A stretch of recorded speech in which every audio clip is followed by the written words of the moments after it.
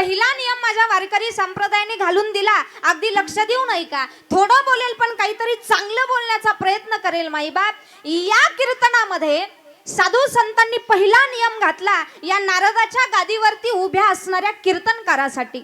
आणि कीर्तनकाराच्या बाबतीत बोलताना माझे नामदेवराय असं बोलतात, नामदेवराय म्हणतात एखादा कीर्तनकार या ठिकाणी यावा, त्या कीर्तनकारानं उगं काही भाकड कथा सांगण्याचं काम करावं, नको ते तत्वज्ञान सांगण्याचं काम करावं.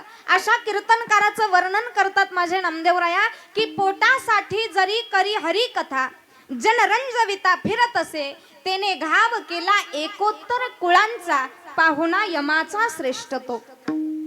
कीर्तनकाराच्या बाबतीत बोलताना नामदेवराय म्हणतात एखादा कीर्तनकार यावा या ठिकाणी, नको ते बोलावं त्या कीर्तनकाराने. अशा कीर्तनकाराचं वर्णन करतात, त्या कीर्तनकारानं स्वतःच्या 72 पिढ्या नरकात घातल्या.